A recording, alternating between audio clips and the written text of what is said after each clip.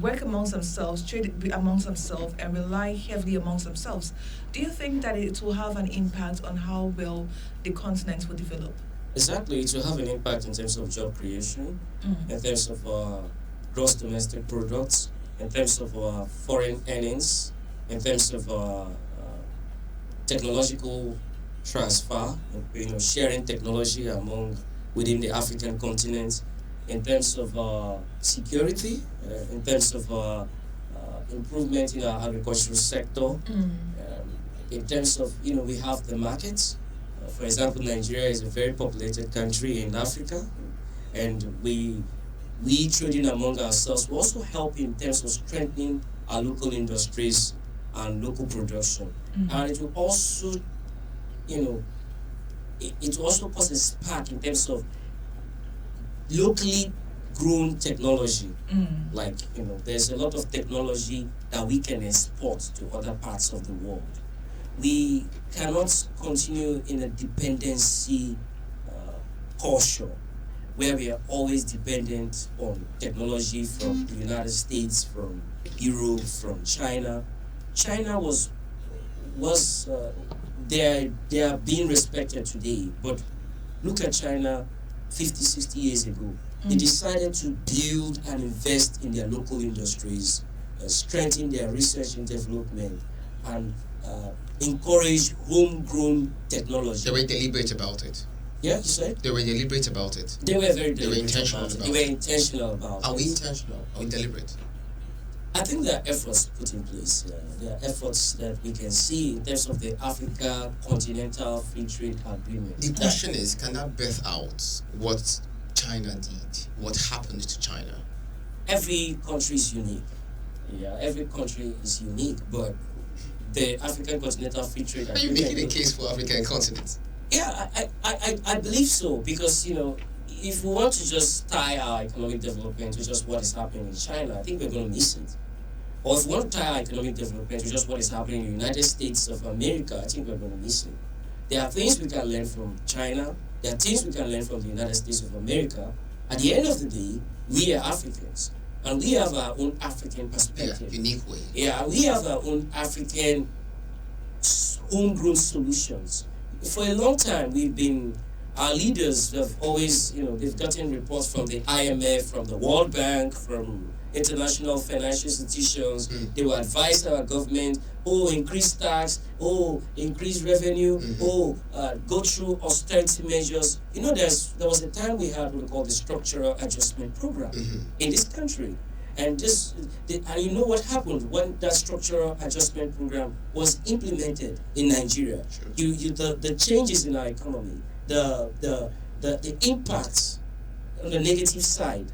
No, so I'm not saying that we can adopt good policies from other parts of the world. But that's why I'm referencing the Africa Continental Free Trade Agreement. It is not a complete economic medication for our economic sickness, but it is like a first aid treatment for the sickness, the economic sickness and the problem we are faced with, especially as Africans. Okay. And looking at it from the African perspective. Yeah. Sorry, before you go away, you did mention Africans' unique way of handling things. That's right. Do we believe in our unique way? Has that proven to be successful over the years? I mean, not just in Nigeria, other African countries.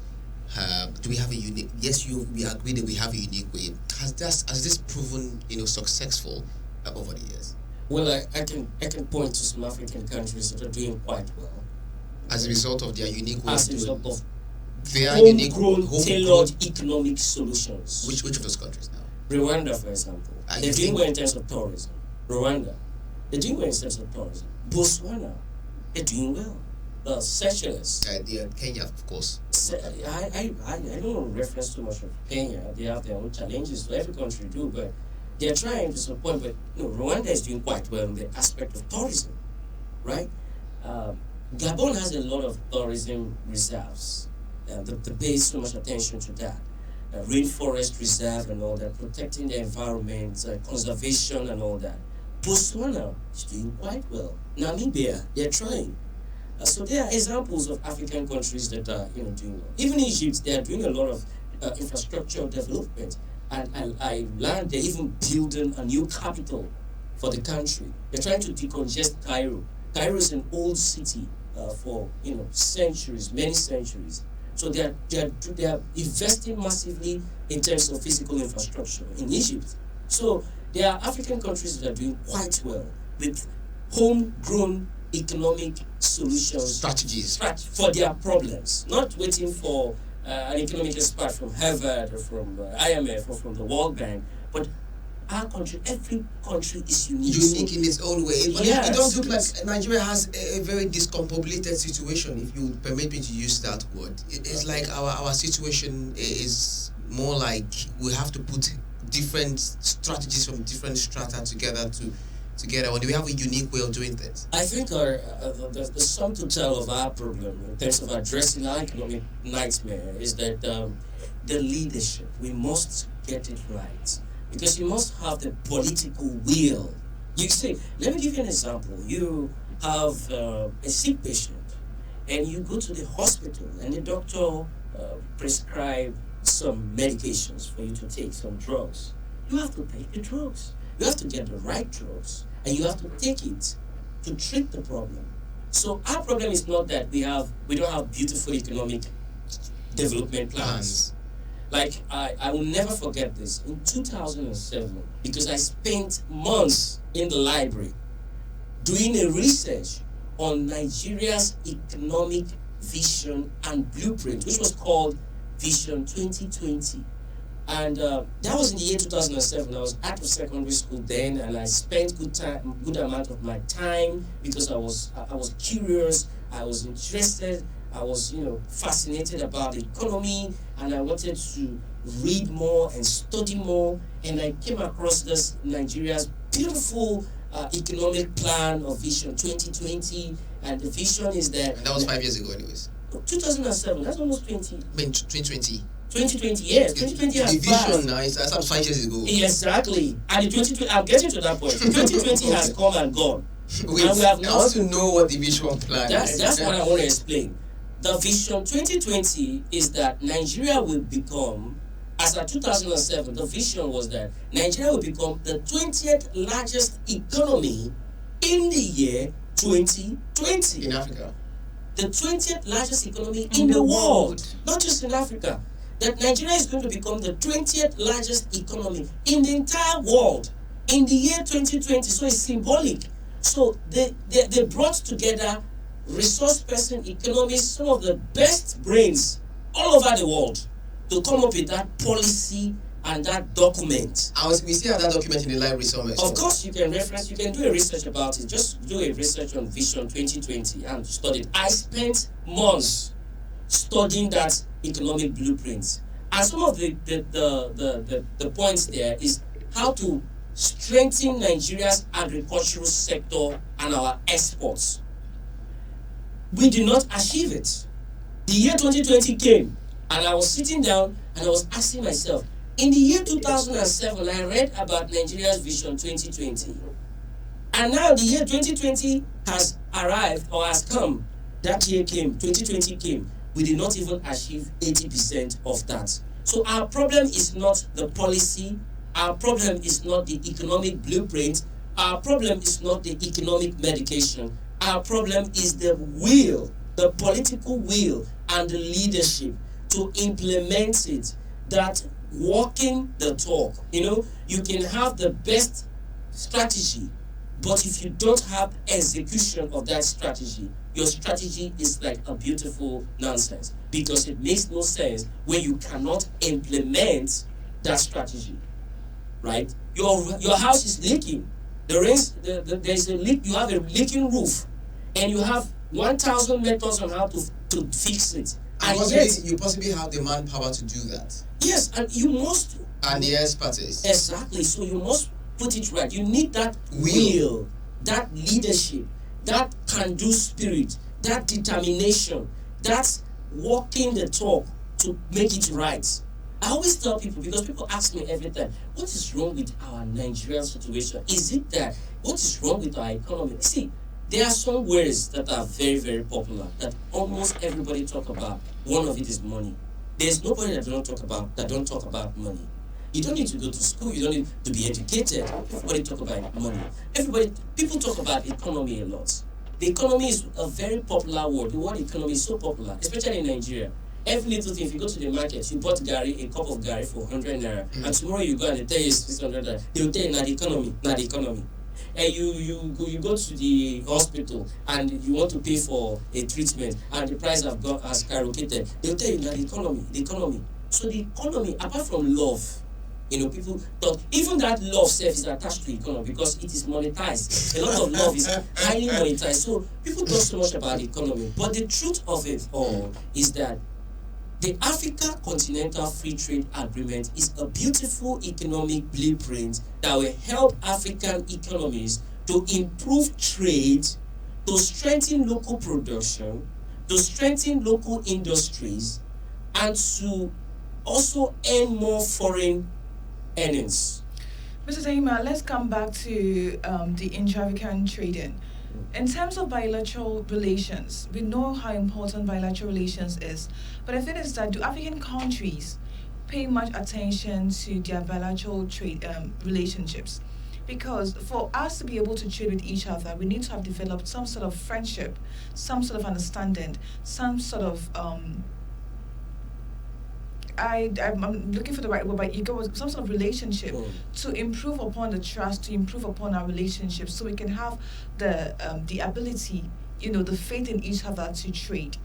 Now, how much are we investing in our relationship with each other? I'm not talking about the Niger-Ghana sibling rivalry, jollof war here and there. I'm talking about, relationships, sending some of we at least we do know that in terms of education, we have lots of Nigerians schooling in Ghana. But how many of Ghanaians we have schooling in Nigeria? I'm talking about exchange programs. Because you did mention, though, that we have the largest populace in terms of youth, we have the largest youth populace. That means that in the next 10 years, 20 years, we have a different crop of individuals who are going to take over the helms of affairs. So if we don't strengthen this relationship between these people, how then can we trust ourselves to work, to broker businesses, and then to trade within ourselves? I think one of the challenges for bilateral relations among African countries, when you look at, I do a lot of work with African youths as a result of my organization. And there's this, I would say, bias, so a kind of a divide, a kind of polarization between the Francophone countries and the Anglophone countries. And we also have the Portuguese-speaking African countries. Yes, the Spanish-speaking countries. We don't really pay much attention to. Exactly, yeah. So last time when I was in the studio, I talked about the language barrier. Because when you're talking about trade relations, let's take, for example, you're a businessman, you're a business lady from Nigeria, and you want to trade in Liberia, or you want to trade in the Gambia. The Gambia is just, the flight is like 4 to 5 hours flight to London from the Gambia. And the Gambia is a West African country. And then from the Gambia, you have Senegal.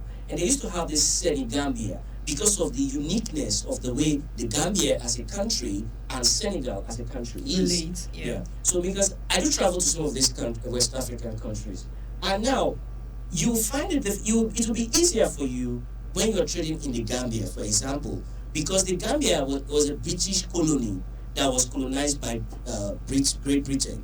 So they speak English in the Gambia. But Senegal is a French-speaking West African country. Yeah. Now, you as a business person, you want to export palm oil to a country like Senegal, and you travel to Senegal, to Dakar, the capital of Senegal, and you want to sell your palm oil. You find it difficult. Why? Because of the language barrier. Because you're not fluent in French. You don't understand French. You can't speak French. So that means you will need an interpreter. Because even the ones who understand English, they will pretend like they don't know what you're talking about. Yeah. When you're speaking English to them, they understand. Some of them understand English, especially in But the they find it very difficult they'll to speak find it it. very they are so patriotic, they so love their language. They find it difficult to communicate with you in English. They want you to speak French to them. That becomes a trade barrier because of the language problem. And when you look at West Africa, that's why the last time I was talking about geography, that our education needs to be restructured to accommodate the realities that we are faced with, the geographical challenges, the geopolitical strategy. What is our geopolitical strategy? What is our economic strategy? What is our ECOWAS strategy? Right? We are playing a dominant role in the ECOWAS community, but we are not really tapping into the potentials we have. You see our leaders, they go for ECOWAS meeting, but do we have an ECOWAS strategy? The United States of America, they have their African strategy.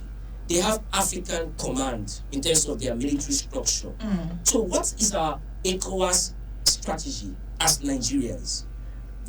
What is our economic strategy as Nigerians? Part of that strategy should include dealing with this language issue I'm talking about. Because you talked about cultural relations, and I just gave an example of the language barrier of possibly a trader, if someone from Nigeria wants to sell his products in Senegal, which is a French-speaking West African country. So how do we restructure our economic strategy to build cultural relations within Africa, with our neighbors, is building an educational system that will make some of these languages very, very, give priority to them. Because I know a lot of Nigerians are complaining about our local and indigenous languages that are dying off. Many of our young people cannot speak their local languages. They can only speak English. Of course, that's a lingua franca. We all speak English as a national language. But then we can do both. We can strengthen our indigenous languages, and we can also learn French. More especially should be a priority, because look at all the countries surrounding Nigeria. They are all French-speaking countries. We have Niger Republic, we have Benin Republic, we have Cameroon, we have Chad. They are all French-speaking countries.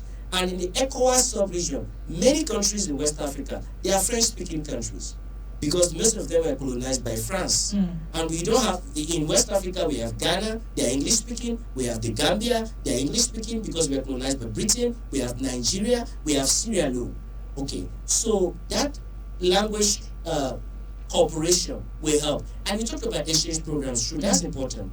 How we can have these bilateral relations is that through ECOWAS provides us with that opportunity. We can now cooperate with the governments of this West African country, for example, to have more of exchange programs. When you have some of these students from some of their own institutions, they can come to a place like the institutions like the University of Port Harcourt. I know they have these international exchange programs, but we can expand it, we can strengthen it, we can have some cultural relations and programs through even sporting activities and through arts exhibition. Exactly. We can have arts exhibition, we can have trade fairs where we bring those people together, and we have a lot we can export to West Africa and to Africa. We need the right leadership to put in place to tap into the opportunities that are available. All right. So, other than the cultural differences and then language barriers, what other reason could there be for the lack or the lessened intra-trading between African countries? Why are we not working together? Why are we not trading together? Why are we looking elsewhere? By elsewhere, I'm talking about outside of the African continent to trade. Could it be because infrastructural problems? As we know, most African nations are not that developed, so we have like infrastructural problems that it's affecting our trading with each other. And what can be done to solve this? The infrastructure problems is among the barriers to trade. It's affecting many African countries. When you talk about infrastructure problems, you talk about logistic problems as well. If, for example, you want to buy or import a product from Cameroon to Nigeria, you look at the transportation costs. It's mind-blowing.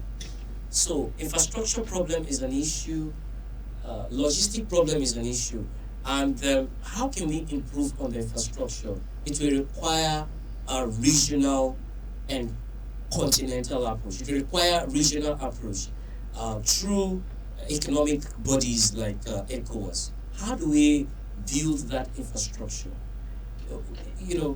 Most times you have these people have conferences, they talk the good ones, they talk the good about what they would do, but there must be a will to improve on. We need to have an efficient rail system that you can travel from Port Harcourt to the Gambia on rail. Like, look at Europe today. Many of our leaders, they travel to Europe. They go there to relax and to chill. And I'm amazed because they see all this wonderful infrastructure. They were not built by spirits. They were built by human beings. Human beings walking with 2 legs. They don't have 3 legs. They have efficient rail system. When we talk about rail system, it's not this old model kind of rail system. Like, even if you've not traveled to Europe, you watch movies and you see their rail system. Like, what are we doing? Like, why is it difficult that we cannot trade? Why are the trade barriers limiting our potentials? Infrastructure. If we have an efficient rail system that you can travel from Port Harcourt to the Gambia, and in less than 4 or 5 hours you can have a connecting flight to London, you will see the massive improvement and changes that will take place in our trade. Right? So, when you talk about infrastructure and transportation, very important, because transportation is the lifeblood of trade. Because if you have the best good, whatever you are selling, if you cannot transport it to the market that will buy it, it's as good as not having anything. Right? So, if you're talking about transportation, we focus a lot on the roads, and I've just talked about rail.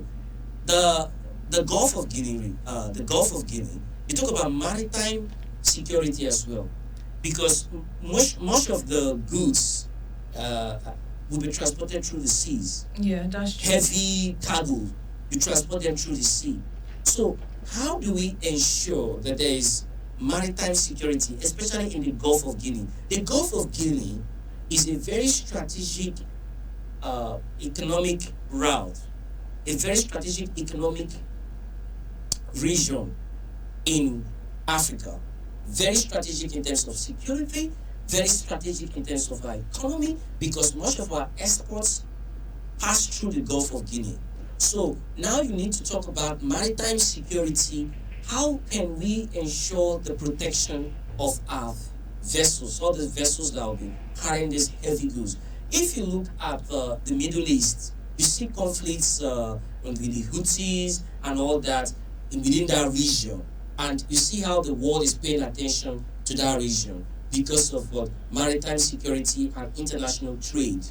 And if we want to improve our trade in Africa, we must pay attention to the Gulf of Guinea and to maritime security, and we must also pay attention to ensure that we open up our transportation sector also, that as it affects the high seas.